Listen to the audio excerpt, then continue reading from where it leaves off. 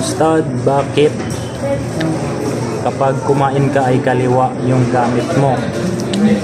Di ba po haram kapag kaliwa ang gamit? So, okay. So, yung nakikita nyo dito ay kanan tong ginagamit natin. Kanan. At kailanman hindi tayo gumamit ng kaliwang kamay sa pagsubo ng pagkain o pag-inom, sapagkat ito ay ipinagbawal sa atin bilang mga Muslim. Ang sabi ni Propeta Muhammad sallallahu alaihi wasallam, la ta'kulu wa yashrabu bishimal fa inna syaitana ya'kulu wa yashrabu bishimal.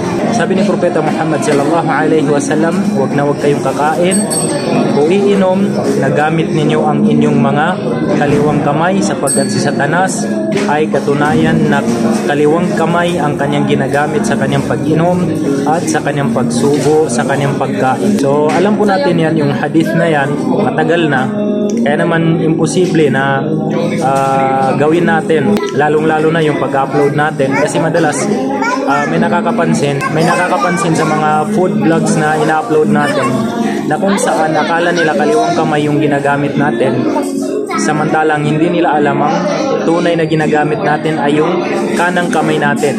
So ang nangyari kasi dyan, iba yung reflection ng front cam, dahil front cam yung gamit natin, hindi yung likod ng camera ng cellphone yung ginagamit natin, bagkus front camera yung gamit natin, kaya baliktad yung nakikita nyo dyan. Maintindihan nyo to kapag kayo ay nanalamin. I-try nyo manalamin, tapos sumubo kayo, ang makikita nyo sa salamin is kaliwa yung ginagamit yung pagsubo. So ganun na nangyayari kapag front cam ng cellphone yung ginagamit mo. Kapag nag-video ka ng sarili mo, front cam yung gamit mo, ang lalabas dyan is kaliwa yung ginagamit mo. So meron din tayong pagkukulang na konti dahil nakakaligtaan natin na i-edit o baliktarin yung video natin para yung kanan yung makita nyo talaga sa video. Yun lang yung kakulangan din natin. So inshallah sa mga next ay babaliktarin na natin, pero sa video na ito ay hindi muna natin babaliktarin. Kaya naman ipapakita ko sa inyo na ang kanan na ito ay magiging kaliwa sa video na ito. Tignan nyo ha. So ayan, may kita nyo yung kanan ko dyan. Ito yung kanan ko nasa salamin. Ayan. Ayan yung kanan natin. So kapag nakita natin na sa salamin ay baliktad kasi kaliwa. So ganun yung nangyayari kapag sa front cam yung gamit natin.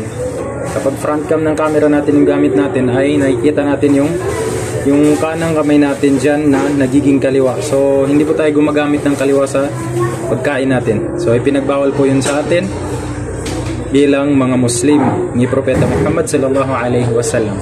So nawa inalinawan po ang mga nagko-comment kung bakit kaliwa minsan yung nakikita sa pagsubo natin sa mga vlogs natin. So yun, sana ay nalinawagan na kayo na hindi tayo gumagamit ng kaliwang kamay at kaliwang kamay sa pagsubo ng pagkain at kaliwang kamay sa pag-inom, sapagkat ipinagbawal yun sa atin bilang mga Muslim dahil yun ay gawain ni Satanas. So hanggang dito na lang, syukran. Assalamualaikum warahmatullahi wabarakatuh.